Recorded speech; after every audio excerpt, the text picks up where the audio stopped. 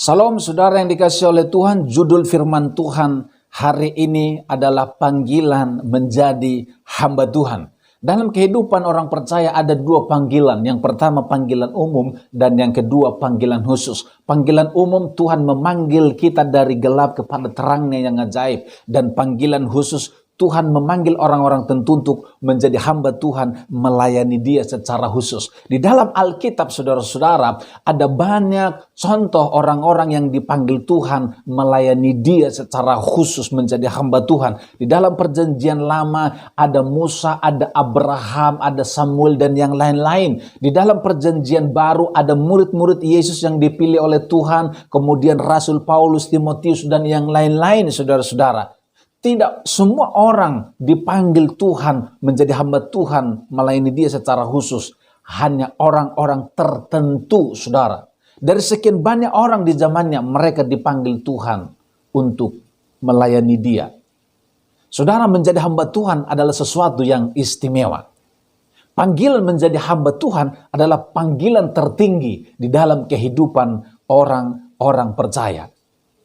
Dengan demikian saudara-saudara, untuk menjadi hamba Tuhan ada beberapa hal yang perlu diperhatikan.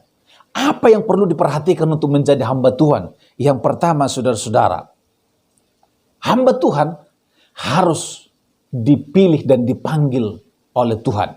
Roma pasal 1 ayat 1, demikian firman Tuhan.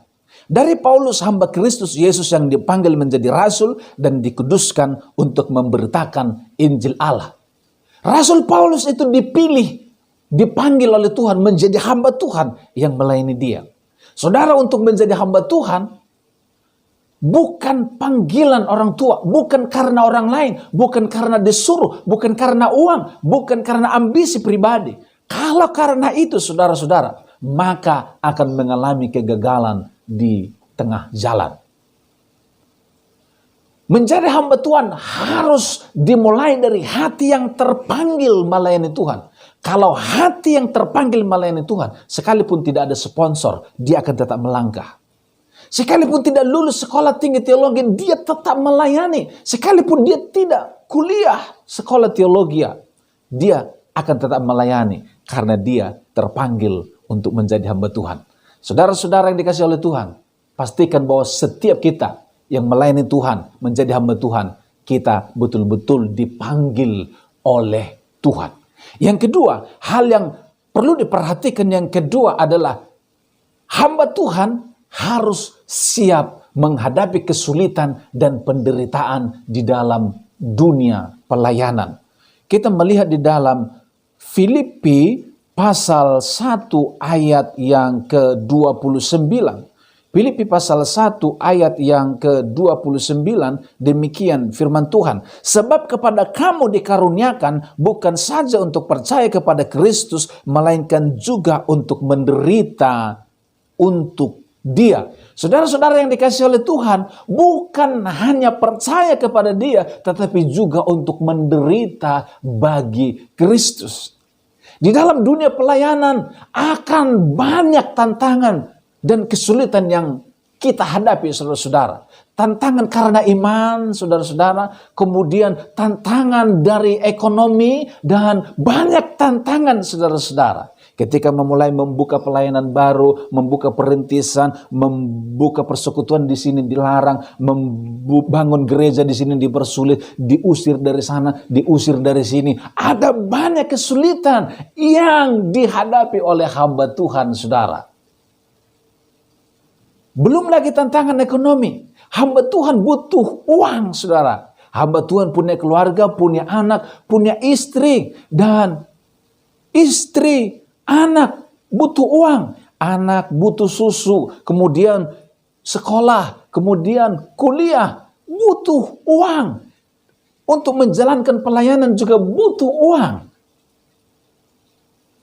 Bukankah banyak hamba Tuhan lari dari pelayanan karena keuangan?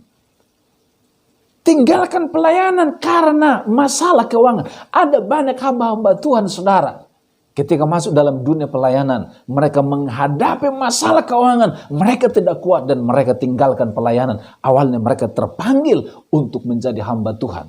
Saudara-saudara yang dikasihi Tuhan, apakah mereka kurang berdoa? Apakah mereka kurang iman, saudara-saudara? Kadangkala Tuhan mengajar kita supaya kita bertindak, saudara, dengan iman.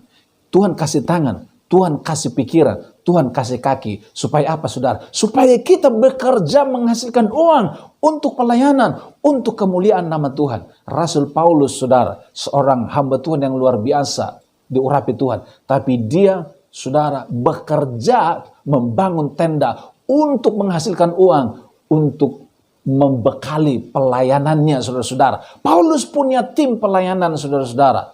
Siapa yang menghidupi itu?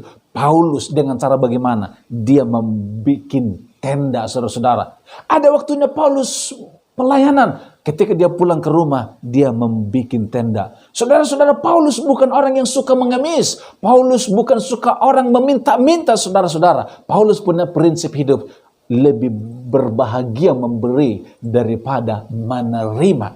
Bagaimana kita bisa memberi, saudara-saudara, kalau kita tidak punya uang, saudara? Bagaimana kita punya uang kalau kita malas-malasan? Menjadi hamba Tuhan tidak boleh malas, saudara-saudara. Tantangan ekonomi ini akan dihadapi, saudara-saudara. Tapi percayalah, saudara, kalau kita masih tetap rajin, kita tetap bekerja, dan kita mengandalkan Tuhan, saudara-saudara, maka kita akan selalu dipelihara oleh Tuhan. Dan yang ketiga, saudara-saudara, hamba Tuhan harus berbahagia di dalam hidupnya melayani Tuhan. Kita buka kitab Matius pasal yang kelima ayat 10. Matius pasal yang kelima ayat 10, 11, dan 12. Demikian firman Tuhan. Berbahagialah orang yang dianiaya oleh sebab kebenaran, karena merekalah yang empunya kerajaan sorga. Berbahagialah kamu jika karena kamu dicela dan dianiaya, dan kepadamu difitnahkan segala yang jahat. Bersukacitalah dan bergembiralah, karena upahmu besar di sorga, sebab demikian juga telah dianiaya nabi-nabi yang sebelum kamu. Bersukacita dan berbahagialah, karena upahmu besar di sorga. Bersukacita dan berbahagialah, karena upahmu besar di sorga. Saudara, hamba Tuhan tidak boleh stres. Hamba Tuhan tidak boleh tertekan, saudara-saudara. Hamba Tuhan harus berbahagia. Kenapa, saudara-saudara? Karena upah kita besar di sorga. Kenapa, saudara-saudara? Karena kita melayani raja segala raja, saudara.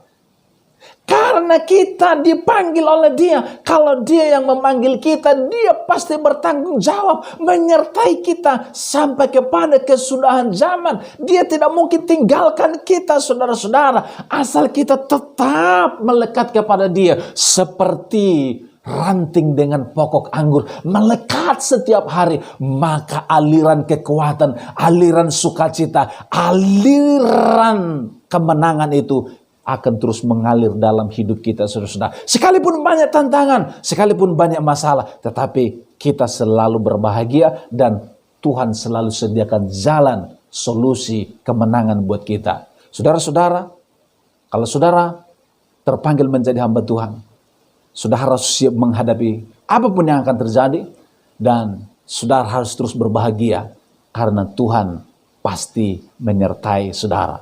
Kiranya Tuhan menolong dan memberkati kita sekaliannya. Tuhan Yesus memberkati.